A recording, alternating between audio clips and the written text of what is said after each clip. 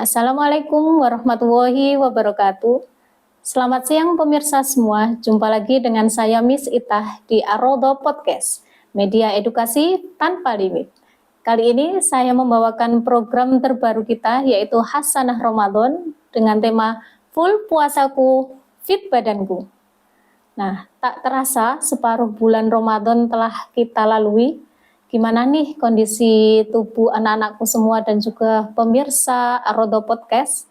Apakah masih tetap fit, semangat, ataukah sudah mulai lemes-lemes, sudah malas bangun? Nah, pastinya saat puasa tubuh kita pernah nih berada di fase tersebut. Nah, kira-kira hal seperti itu puasa itu sehat enggak sih? Nah, kali ini kita akan membahasnya dengan narasumber ahli kita. Beliau adalah dokter umum. Beliau memiliki tempat praktek di klinik pribadi beliau di Desa Miru, Kecamatan Sekaran. Beliau juga merupakan dokter yang biasanya memeriksa anak-anak Arodo. Perkenalkan, beliau adalah Dr. Ikhwan Subianto. Selamat siang, Dok. Oke, berbicara tentang puasa nih, Dok. Apa sih sebenarnya manfaat puasa bagi kesehatan tubuh kita? Sangat-sangat besar sekali manfaatnya untuk tubuh kita. Di mana Rasulullah sudah mengatakan, "Shaumu tasihu." Jadi puasalah, kamu akan sehat. Dasar mengapa kita mengatakan seperti itu? Di luar negeri itu para ilmu sudah meneliti, pada mereka bukan muslim ya, mereka meneliti puasa itu efek ke tubuh manusia itu apa? Ada FCI di Testing Center International di Amerika itu meneliti segala bagian tubuh manusia diteliti hubungannya dengan puasa. Manfaatnya banyak sekali. Dan mungkin pada kesempatan ini hanya beberapa hal yang saya kita sampaikan yang utama-utama saja. Tentunya tubuh manusia ada dua komponen, ada fisik dan psikis atau ruh ya. Manfaatnya untuk fisik kita itu sangat banyak sekali. Yang pertama yaitu dengan puasa akan meningkatkan metabolisme tubuh kita. Metabolisme itu apa? Ada proses untuk mengolah nutrisi yang ada tubuh kita, diolah oleh tubuh kita, menghasilkan energi dan bahan-bahan yang bermanfaat untuk tubuh kita. Nah, dengan meningkatnya metabolisme tubuh, otomatis apa yang ada dalam tubuh kita akan diolah dengan baik oleh tubuh kita. Nah, dengan pengolahan yang baik akan meminimalkan sampah yang ada dalam tubuh kita. Nah, dengan pengolahan yang maksimal akan menghasilkan satu kadar gula yang terkontrol. Akhirnya apa? Dengan kadar gula terkontrol akan menghindari atau mencegah timbulnya penyakit diabetes. Dengan metabolisme yang bagus, dengan asupan gizi yang teratur, hanya buka puasa dan sahur, otomatis dalam tubuh kita yang sudah berbulan-bulan tertumpuk akan dibongkar semua. Nah, terutama untuk yang kelebihan berat badan akan mengalami penurunan berat badan secara alami tanpa dipaksa itu ya. Nah, dengan metabolisme yang bagus juga akhirnya sama-sama tubuh seperti kolesterol, asam urat akan menurun juga. Nah, penurunan dari kolesterol akan berefek pada kesehatan dari fungsi jantung dan pembuluh darah kita. Nah, bisa mencegah penyakit jantung, bisa mencegah timbulnya stroke. Itulah manfaat yang bisa dirasakan di fisik kita. Kemudian manfaat yang lain yaitu bisa mengendalikan nafsu makan. Karena tidak terkendali ya, kita hanya boleh makan sahur sama buka gitu. Ya, waktunya nggak terlalu panjang, jumlahnya nggak terlalu banyak. Akhirnya kita akan terbiasa dengan mengatur nafsu makan kita. Dengan nafsu makan yang teratur, yang bisa kita rem gitu ya. Akhirnya tubuh kita tidak akan tertumpuk-tumpuk, metabolisme dia rendah. Dan manfaat yang lain yaitu meningkatkan kesehatan dari otak kita. Dengan berpuasa itu memicu tumbuhnya sel-sel baru di sel-sel kita. Makanya dengan rajin berpuasa, pikiran kita akan mudah sekali untuk konsentrasi, mudah untuk berpikir dengan cepat. Itu efek dari puasa yang kita rasakan. Terus yang lain, yang terakhir, meningkatnya proses detoksifikasi. Jadi mau nggak mau tubuh kita akan tetap terpapar dengan bahan-bahan kimia yang sifatnya akan racun di tubuh kita, seperti obat-obatan, pewarna, pemanis buatan, terkumpul selama 11 bulan yang lalu. Jadi saat kita berpuasa itu dibongkar dalam liver kita, dibongkar dan akan dikeluarkan lewat kencing dan lewat buang air besar. Itu ketika suplai dari luar berkurang, maka di dalam akan dibongkar semua. Nah, dengan proses pembongkaran itu otomatis kita akan lebih sehat. Itu dari segi fisik. Dari segi mental sendiri, di luar negeri sudah sangat pesat penelitian di mana puasa dihubungkan dengan kesehatan mental. Jadi ada Fasting Center International di Amerika itu meneliti apa sih efek puasa terhadap proses pikiran manusia. Ya, ternyata dengan melakukan puasa secara rutin, secara periodik, makanya disadarkan kami sampai puasa satu bulan penuh itu bisa meningkatkan inner strength. Inner strength itu kemampuan jiwa kita untuk menghadapi masalah. Jadi tidak mudah goyah, tidak mudah stres, tidak mudah galau, gitu ya. Akhirnya tidak mudah depresi, apalagi sampai bunuh diri, naudzubillah, gitu ya. Dengan puasa ternyata jadi bisa seperti itu. Makanya saya bisa mencegah timbulnya depresi itu ya. Yes. Dengan proses puasa juga akan melatih tubuh kita, melatih pikiran kita untuk lebih mudah menahan emosi. Jadi tidak mudah terpancing emosi, lebih kalem, lebih sadar, lebih rileks. Kalau menghadapi setiap keadaan bisa santai. Itu dengan proses puasa tadi. Yang terakhir dengan kita berpuasa, kita akan merasa senantiasa diawasi oleh Tuhan. Diawasi oleh Allah, jadi kita tidak akan bermudah-mudah untuk berbuat maksiat. Sementara maksiat itu juga mengotori jiwa kita akan mudah untuk mengalami gangguan jiwa. Saya kira hanya itu yang bisa kita sampaikan untuk mapanya. Termasuk banyak yang lain lagi. Tapi yang utama saya kira fisik ya seperti itu, mental ya seperti itu. Jadi sangat besar sekali manfaatnya kalau kita mau berpuasa.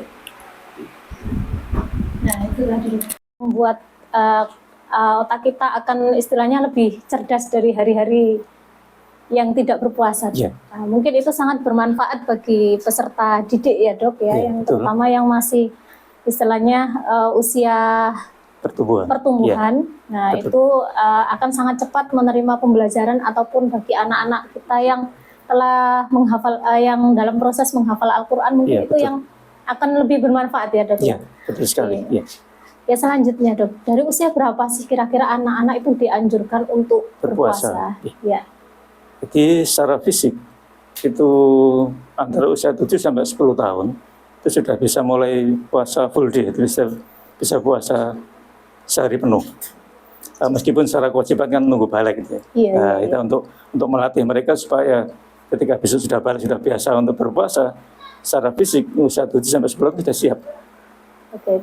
Cuma ya secara kondisional kalau memang masih belajar ya, kalau sudah kelihatan loyo lemes ya bisa diakhiri nggak apa-apa. Iya, iya. Besok tulang lagi akhirnya dengan kebiasaan seperti itu akan tubuh akan secara alami melakukan kompensasi. Nah, itu secara fisik insya Allah 7-10 kita siap. Iya. Nah, nanti umur 12 tahun sudah balik sudah lancar puasanya gitu ya.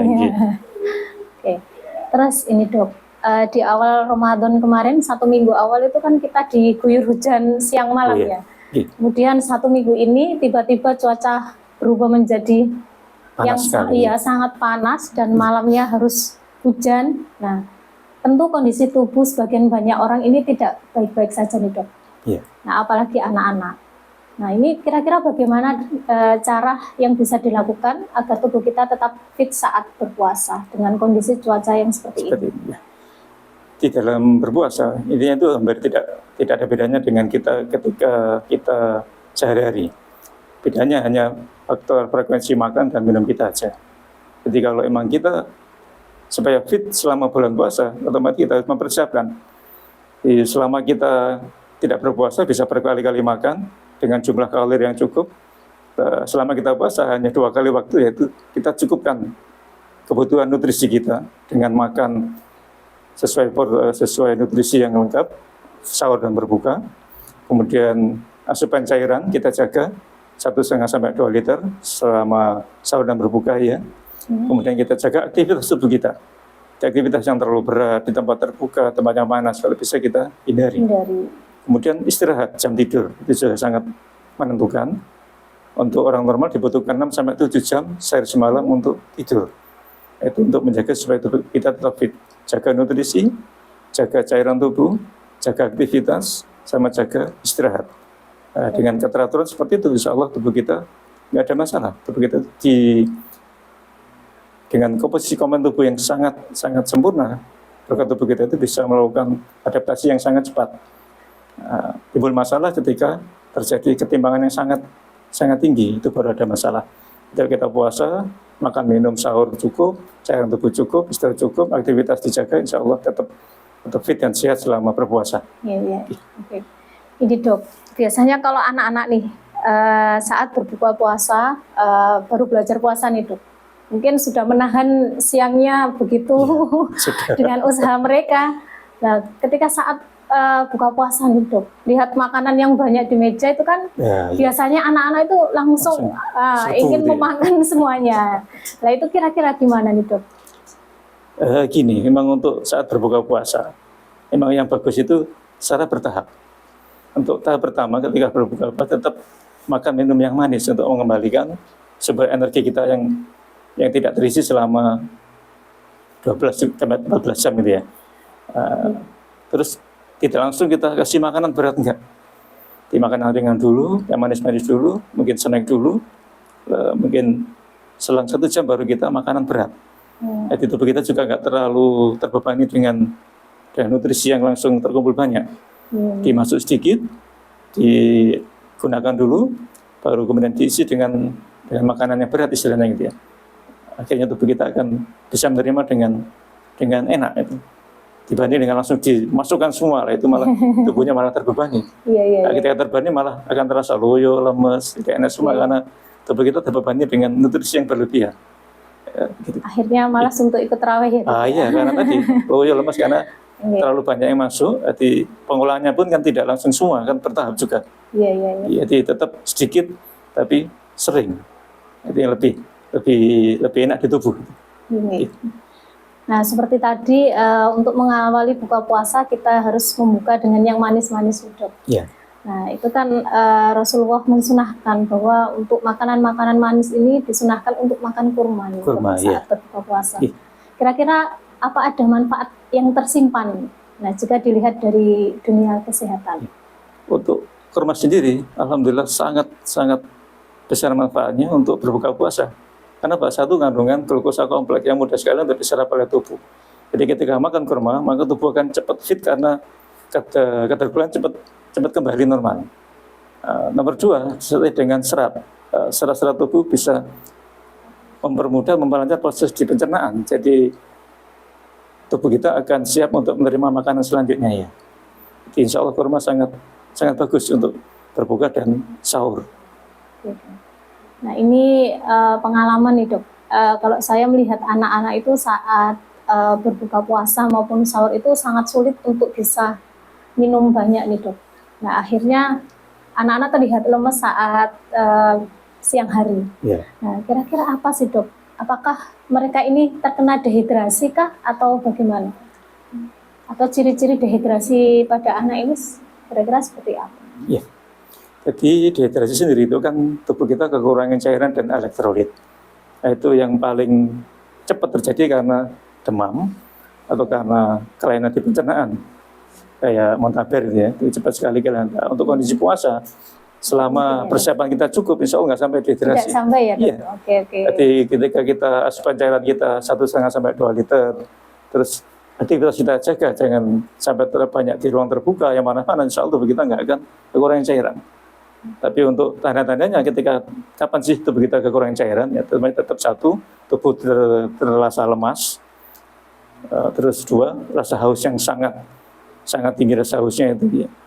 Terus mulai penurunan kesadaran, jadi mulai kurang konsentrasi, mulai diajak ngomong tidak nyambung, itu gejala sudah seperti itu. Tapi untuk kondisi puasa dengan persiapan cukup, insya Allah nggak sampai dehidrasi. Jadi sangat aman ya? Sangat aman, anak-anak. Iya, dengan persiapan yang cukup tentunya itu ya. Dengan tadi buka sahur, dijaga cairan tubuhnya, dijaga nutrisinya, insya Allah aman. Di selama ini juga belum ada laporan yang menyatakan orang puasa terus sampai dehidrasi. Alhamdulillah kok belum pernah dapat pasien saya. Iya. Kemudian nih dok, saat puasa itu perlu nggak sih kita berolahraga, dan waktu yang tepat itu kapan kira-kira? Nah, untuk olahraga itu tetap diperlukan. Supaya tubuh tetap bugar, aliran darah yang lancar, tetap butuh olahraga. Nah, cuma kita menyesuaikan dengan kondisi di luar bulan puasa. Dengan bagaimana? Dengan olahraga ringan saja.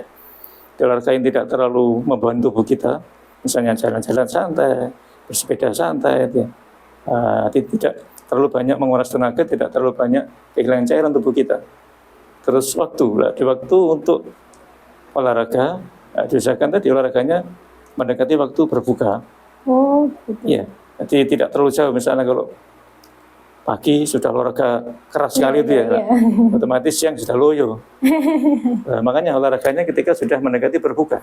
Jadi menjelang berbuka 1-2 jam itu kita olahraga santai, jalan-jalan. Nah, dari sana sudah berbuka kan segera mendapatkan asupan cairan dan nutrisi tadi. Jadi nggak terlalu rentangnya terlalu panjang antara olahraga sama berbukanya tadi. Jadi kita nggak sampai kekurangan tenaga, nggak sampai kekurangan cairan. Olahraganya pun tadi yang ringan-ringan aja. Insya Allah dengan jalan-jalan santai itu, dengan bersepeda santai, nggak terlalu banyak keluar keringat, nggak terlalu banyak keluar tenaga saya kira. Dan durasinya juga nggak boleh terlalu panjang. Berapa Sekitar 15 menit, 30 menit sudah cukup. Ya, sampai berjam-jam itu ya. Nggak berjam-jam ya keburu loyo. Karena kekurangan cairan dan energinya tadi. Iya. Oke, Masya Allah. Sebegitu banyak ya manfaat puasa untuk tubuh kita, dan juga sebegitu amannya puasa ini untuk anak-anak semua. Jadi anak-anak tidak perlu khawatir kalau mau puasa, mulai puasa full ini, mencoba puasa full, tidak perlu khawatir. Meskipun kalian semua haus, insya Allah tidak akan sampai dehidrasi. Oke, sangat menarik sekali ya pada kesempatan ini. Mungkin di akhir perbincangan kali ini, Dok, mohon untuk memberikan tips dan trik untuk anak-anak kita nih, Dok, yang sedang menjalankan puasa. Jadi untuk anak-anak sekalian, tetap semangat berpuasa. Puasa itu sangat besar manfaatnya untuk tubuh kita, untuk fisik kita, untuk pikiran kita. Insya Allah sangat besar manfaatnya. Tapi ingat, butuh persiapan. Jangan lupa persiapan, jaga gizi, jaga cairan tubuh, jaga aktivitas, jaga istirahat. Itu harus kita jaga, jangan sampai terjadi ketimpangan yang sangat tinggi. Kita tetap semangat. Berpuasa menyehatkan. Itu Rasulullah menjamin, berpuasalah, kamu akan sehat. Insya Allah itu banyak sekali buktinya. Oke, itu tadi perbincangan kita dengan Bapak Dr. Ikhwan Subianto. Semoga edukasi yang disampaikan beliau bisa menjadi manfaat dan pembelajaran bagi kita semua, khususnya bagi ibu-ibu yang memiliki anak yang sedang dalam proses belajar berpuasa. Tidak perlu khawatir ya Bapak Ibu. Oke, kami cukupkan untuk pertemuan kali ini, dan kami ucapkan banyak terima kasih kepada Pak Dokter dan juga kepada para pemirsa Ar-Raudhah Podcast. Oke, saya akhiri. Assalamualaikum warahmatullahi wabarakatuh. Waalaikumsalam warahmatullahi wabarakatuh.